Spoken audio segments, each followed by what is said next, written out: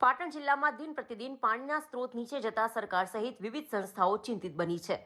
ત્યારે પાટણ જિલ્લા સહિત શહેરમાં પાણીના સ્ત્રોત ઉપર આવે તે દિશામાં રિચાર્જ બોરવેલ, ખેત, તલાવડીઓ સહિતના કાર્ય કરી જમીનના પાણીના સ્ત્રોત ઊંચા લાવવાના પ્રયાસો હાથ ધરવામાં આવી રહ્યા છે।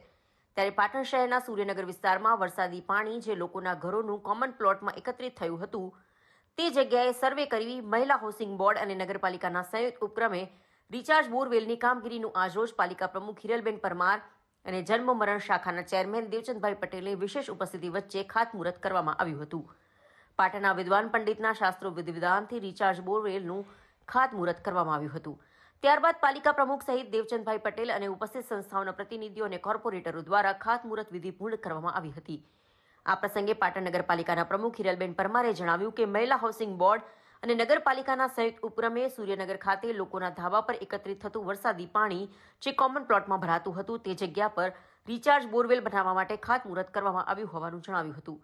આ રિચાર્જ બોરવેલ બન્યા બાદ વરસાદી પાણી એકત્રિત થતા જમીનમાં પાણીના સ્ત્રોત ઊંચા આવવાની સંભાવનાઓ રહેલી છે અને દિન પ્રતિદિન પાણી શહેર અને જિલ્લામાં પાણીના સ્ત્રોત નીચે જઈ રહ્યા છે તેને પણ ઊંચા લાવવામાં આ રિચાર્જ બોરવેલ મદદરૂપ નીવડવાનું જણાવ્યું હતું। અગાઉ પણ પાલિકા દ્વારા જમીનમાં પાણીના સ્ત્રોતને ઊંચા લાવવાના ભાગરૂપે લાખો રૂપિયાના ખર્ચે રિચાર્જ બોરવેલ બનાવવામાં આવ્યા હતા, પરંતુ આજે આ તમામ રિચાર્જ બોરવેલ નિષ્ફળ જતા પાલિકાને લાખો રૂપિયાનું નુકસાનની સાથે વરસાદી પાણીના સંગ્રહ કરવું પણ અશક્ય બનવા પામ્યું છે। ત્યારે આ અંગે તેઓએ ફેલ ગયેલા રિચાર્જ બોરવેલની તપાસ હાથ ધરી તે ચાલુ થશે, નહીતર અન્યત્ર પાલિકા દ્વારા પણ રિચાર્જ બોરવેલ બનાવવા જમીનમાં પાણીના સ્ત્રોત ઊંચા લાવવાના પ્રયાસો કરવામાં આવવાનું જણાવ્યું હતું। આજે પાટણ નગરપાલિકા અને મહિલા હાઉસિંગ ટ્રસ્ટના બંનેના સંયુક્ત ઉપક્રમે પાટણ શહેરના સૂર્યનગર વિસ્તારમાં રિચાર્જ બોરવેલની કામગીરી હાથ ધરવામાં આવી। એનું આજે ખાતમુહૂર્ત કરવામાં આવ્યું। આ રિચાર્જ બોરવેલથી સૂર્યનગરના જે મકાનો છે એ મકાનના જે ધાબા ઉપર પાણી આપણા જે વરસાદનું પડે છે એ પાણી આ એક કોમન પ્લોટમાં ભેગું થતું હતું। એ પાણી આ રિચાર્જ વેલમાં જવાથી પાણીના સ્તર ઊંચા આવવાની શક્યતાઓ વધી જશે, જેથી કરી પાણીનો જે આપણે સ્ત્રોત ઘણો નીચો જતો રહ્યો છે એ પણ થોડો ફેર આવશે અને પાણીની સમસ્યામાં પણ ઘણો ફાયદો થશે।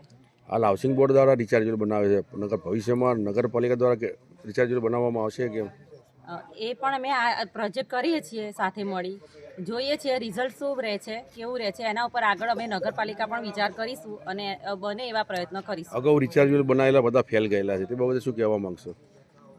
અગાઉ રિચાર્જ વેલ બનાવ્યા એ વખત એ લગભગ અમારા હસ્તક બનેલા નથી। હાલ તમે છો તો તમે શું કાર્યવાહી કરશો? એને જોઈશું એ સ્થળ અને સ્થિતિ, અને એ જો ફરી થતા હશે રિપેર તો એ જોઈ લઈશું। જો એની જગ્યાએ નવા મૂકી અને સ્તર જો ઊંચા આવતા હશે તો એ પણ આ કાર્યવાહી અમે આગળ જતા હાથ ધરીશું।